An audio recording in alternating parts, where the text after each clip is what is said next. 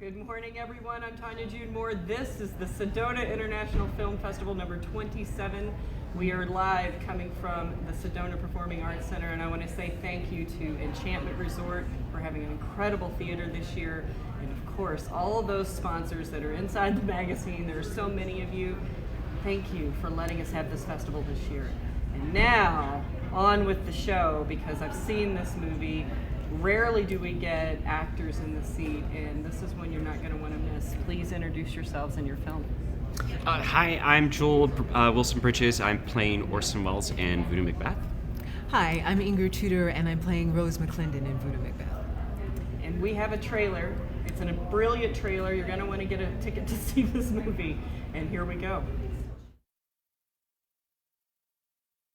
Houseman came to the studio today. And what did they want? They wanted me to direct the Negro Theatre Unit's production of the Scottish play. Macbeth? If I'm going to direct, it needs to be something that will put me on the map. Orson Welles, meet Rose McClendon.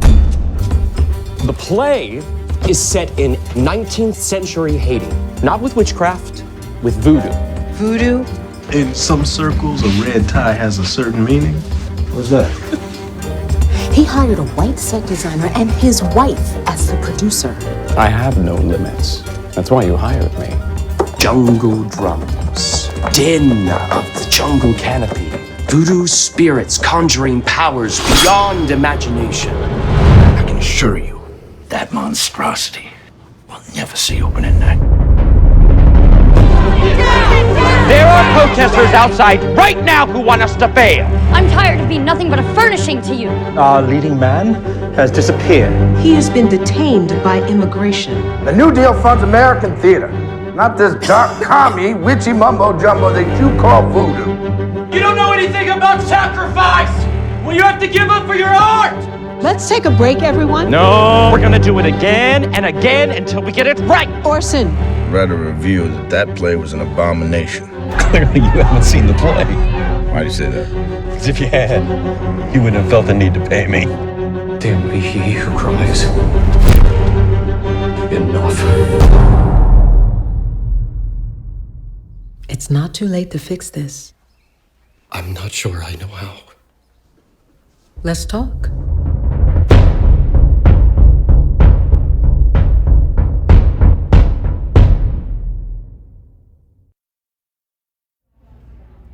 I have so many questions. Okay, so a real story, a narrative. Thank you for introducing us to Rose. She deserves to be known. Yes, she does. Not a character I had known in real life. How was it playing someone like that? Did you have to do a lot of research?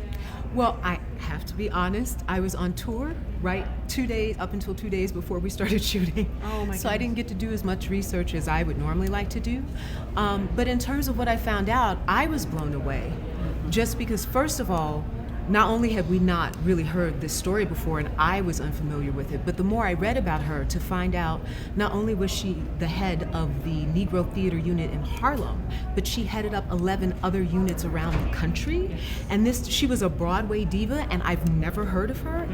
I was amazed and thrilled to actually be able to play the part. And congratulations, because you, really pulled it off. After I watched the movie, I had to do my own little discernment and look up some things.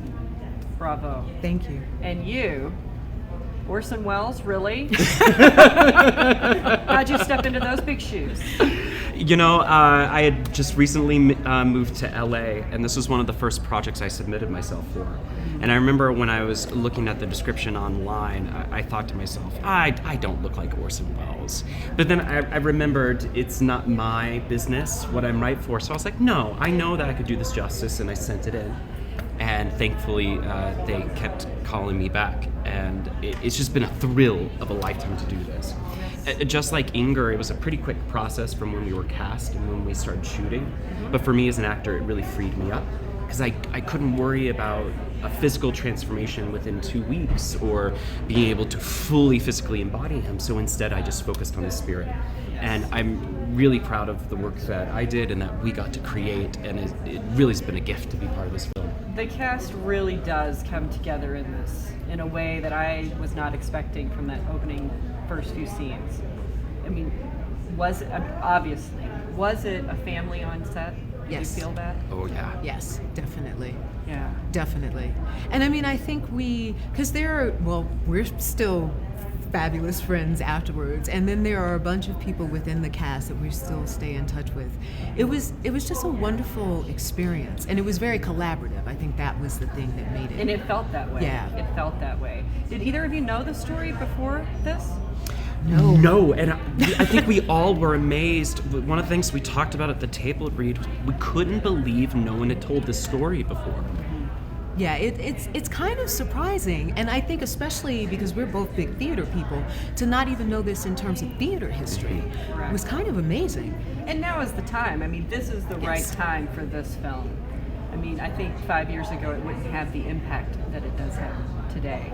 So. And one of the things, and I can't remember if I said this to you before, but one of the things that I love about this film as a black woman and an actress is it's not a white savior film. No. I love that because he comes in, he kind of gets it handed to him, and he learns in the process, and he realizes this show belongs to these people in this community.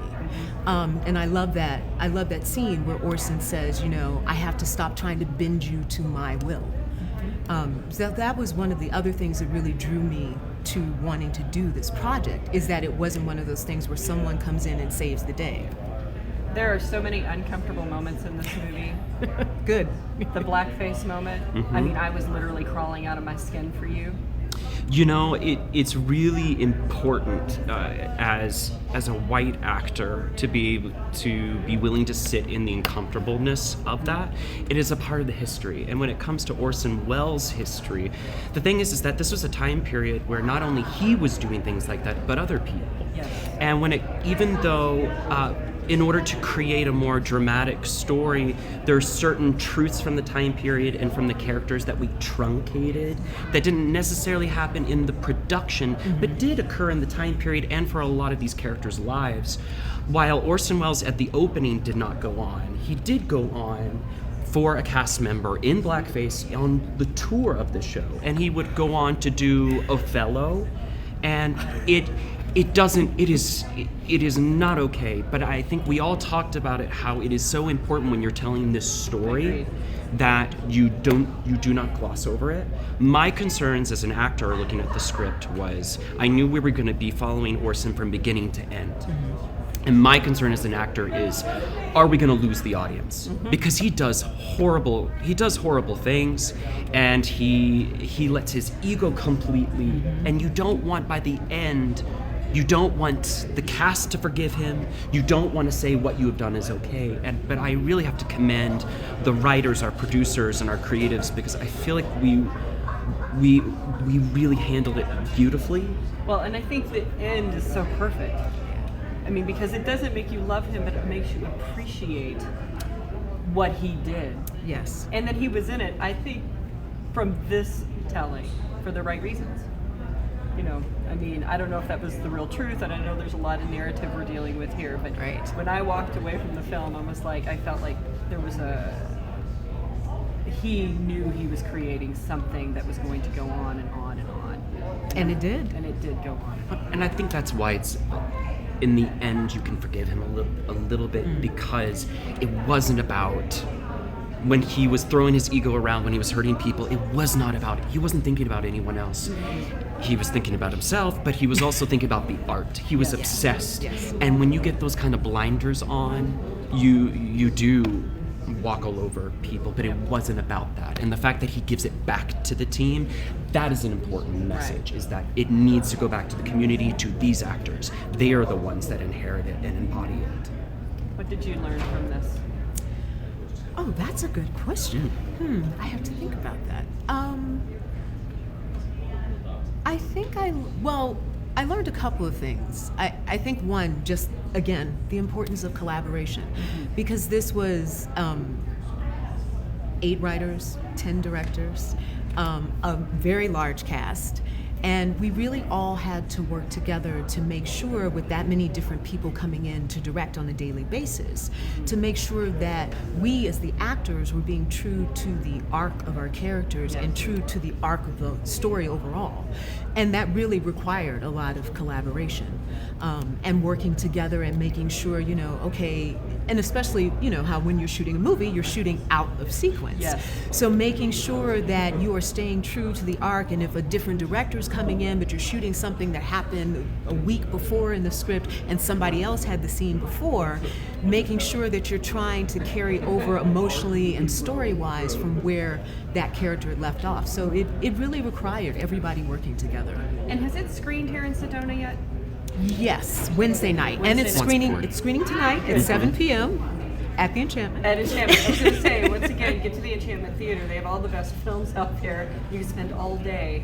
This is one to see. The audiences have been buzzing about it last night at the parties. I can't tell you how many people were coming up going, it was my favorite film so far. I've seen several of them. This is the film I wanted everybody else to see. Voodoo Macbeth. This is the one to get the ticket for. You have one more chance to see it. Get the shuttle, go to Enchantment. You will be blown away by not only these two, but the entire cast of characters here. And stay tuned. I'll be back with more incredible filmmakers and actors right after this.